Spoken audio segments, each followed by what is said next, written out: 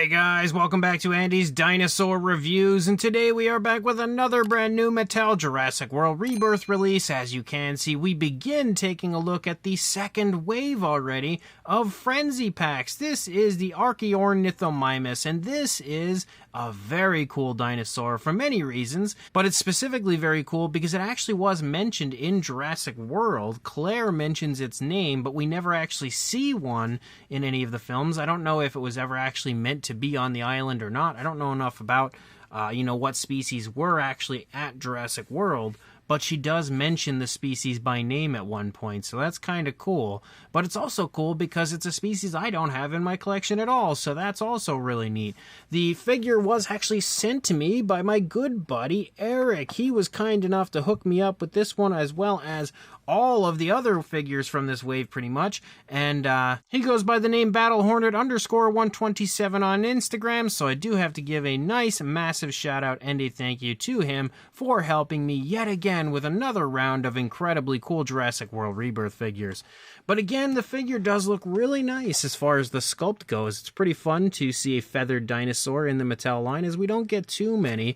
If you take a look here at the back of the packaging, you can see all of the other species that are in this wave, and there are definitely some really cool ones. In fact, all of which I would say are brand new to my collection except for that one. I don't have any figures of any of the others. So let's pop this box open and check it out. So here is our figure now out of the packaging and looking very interesting. Now, it's definitely a very strange looking version of this species. I'm not the biggest professional when it comes to this species. I don't know everything there is to know about it. I only know a little as I'm not all that familiar, but I can tell you that this one looks to be very exaggerated and almost making it look more like a predator rather than a herbivore, which I'm pretty sure it was, or at the very least it was omnivorous, but this one looks like almost like a weird kind of troodon sort of raptorish sort of species. I don't know what they were going for as far as this one goes sculpt-wise, but they really went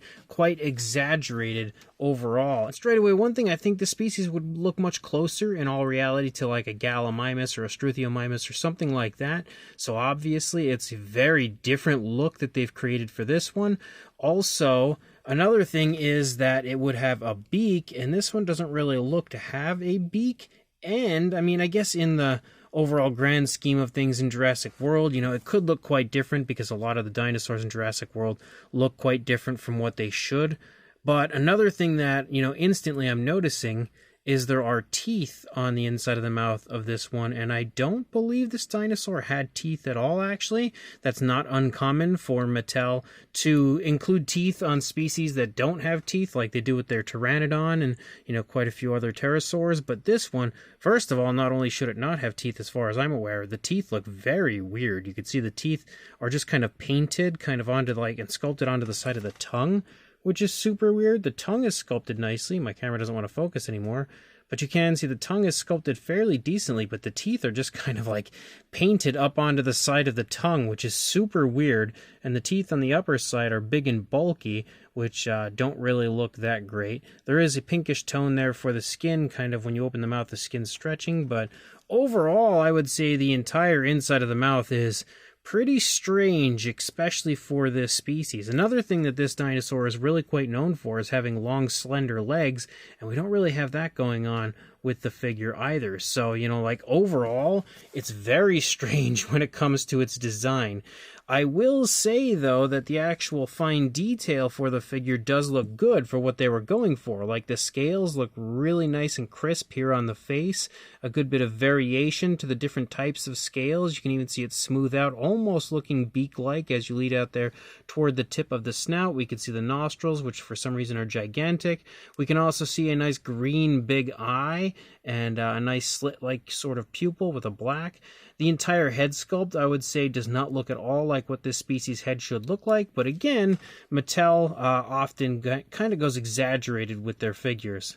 This one does have a mixture of feathers and scales, which does look pretty cool. And again, they definitely did a good job of setting this one apart from a lot of the other species and a lot of the other figures they've released in the past. And they do tend to do this a lot, where they kind of give you like a half feathered look, half scaly look. And it's few and far between where you get a fully feathered dinosaur from Mattel. But I do like this little cluster of feathers basically down here leading off of the lower jaw into the throat. That's pretty cool. And the scales do look really nice as you move down into the neck. We can also see the feather detail is absolutely fantastic. Like, even the fine detail within the feathers looks really good. We do have articulation in the neck where the neck can go up and down. This sort of stance is, first of all, really cool. It looks kind of creepy and almost like the dinosaur is like sneaking in, trying to come in for a kill. But again, very, very strange that they would give this look and pose to a dinosaur that I wouldn't really expect to maybe, exhibit this sort of behavior. Very, very strange as a whole from Mattel. As we move back into the body, you do see some light greens pick up and they run up here and then disappear very quickly as we lead basically into like the hip region. We do have more feathers moving along the back, and yet again the feathers absolutely jump off of the sculpt. They look very good.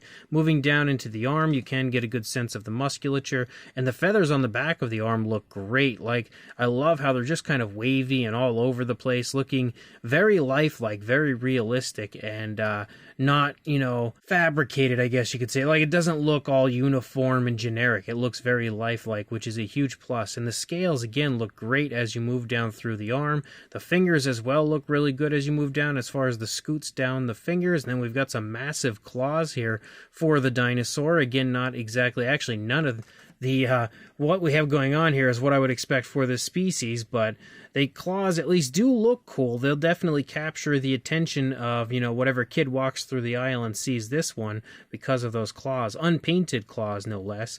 But as you move into the underside of the foot, we do have the fax app code if you would like to add that one to your collection. Moving back into the stomach, you can see the scales continue to look really good, really vibrant. So even if the design is really weird, the actual fine detail is really well done. We also have articulation in the arms, which can go forward and back, can swivel all the way around if you would like it to. Moving back into the leg, just like with the arms, we basically have a mixture of feathers and scales. As you move down, the scales again are super crisp. This one would be really quite fun to repaint. We have the kneecap right here, and I kind of like this area where we lead down, the feathers sort of overtake almost the entire area of the leg, definitely engulfing the calf right there before disappearing as you lead down into the foot sculpt. You've got some scoots down the toes. You've also got some nicely sculpted claws, and again, the actual skin texture all over the place within the feet look really good. We can see dew claws are present. This leg is kind of taking a step forward as the dinosaur is walking along. Then we move back up, and again we've got some more focus. We've got some more feathers leading out into the tail. We also have a swivel area of articulation right here as you lead out into the tail. The feathers also start to taper away, and then we're basically left with just a skin texture as you lead out through the rest of the tail. There's a nice little curve to the tail though, and you have a different style of skin texture to the underside of the dinosaur. You also have leg articulation, which of course is forward and back, just like you would see on both sides. Again, as far as both the leg and arm, all the same style of articulation from one side to the other, and the figure overall looks pretty much the same over here as it did on the first side, except for the positioning of the leg is a bit different, as the leg is sort of trailing here on this side compared to leading on the other side. So boy, it's a weird figure. It's a very nice species choice, but the overall design they've given it is very, very strange. As far as a size goes, for a length, you are looking at about 7 3/4 inches, or just shy of about, actually not even just shy, I would say maybe slightly over 19.5 centimeters. For a height, in the position it's currently in, the highest point would be the back at about 2.5 inches or 6.5 centimeters. You can, of course, push the head up so that it's, heading upward a bit more, but for the positioning it's currently in, that's what the measurement is. But for a size comparison, there is Mr. Papo T-Rex, the Attack Pack Colovosaurus, Robert Muldoon, and the Collect Day Human Being next to our brand new Frenzy Pack Archaeornithomimus, and you can see again, it's pretty much the standard size as far as the Danger Pack goes, or Wild Pack or Frenzy Pack, whatever you want to call it. it's pretty much the same size range as it usually is. And I definitely don't think we're going to need many comparisons this time around. You can see here going basically snout to snout with a Velociraptor that it is only slightly smaller than your standard Mattel Velociraptor is. So no need, I would say, for more comparisons unless there's something that you guys can think of that you'd like to see I can do in like a shorts video. But other than that, I think you've got a pretty good idea of the size of this one. So this brand new Mattel Jurassic World Rebirth Frenzy Pack Archaeornithomimus is a very interesting figure. Again, Mattel has given us so many dinosaurs in the past that are exaggerated, very stylized, don't quite look like the way they should, but this one might be one of the more out there sculpts that they've created. Again, taking a dinosaur that should have looked a lot closer to like a Gallimimus and making it almost into like a carnivorous sort of, almost like a raptor-like dinosaur. It's very weird, and I don't know if maybe they were intending initially on making a different species and then kind of switched it up and just released this one under a different name, kind of like they did with the Sinoceratops Pachyrhinosaurus ordeal early on into the Fallen Kingdom line.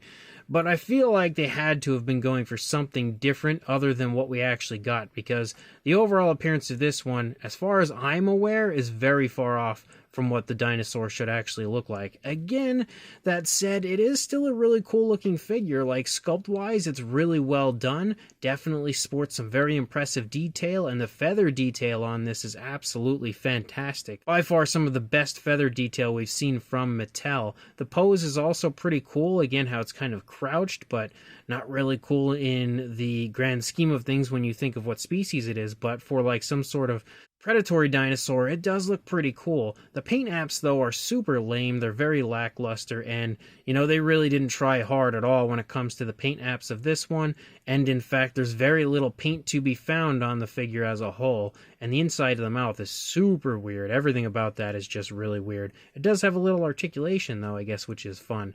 But if you are interested in this, you can probably pick this one up at your local HEB store, and some Walmarts already have these. They are going to be heading into Walmarts across the United States over time, but I think so far I've only heard of people finding them in Texas. So again, if you are interested, check your local Walmarts and stuff, and hopefully you can find it. Definitely pick it up when you can, and like, comment, and subscribe, and I will see you in the next review. Thanks for watching.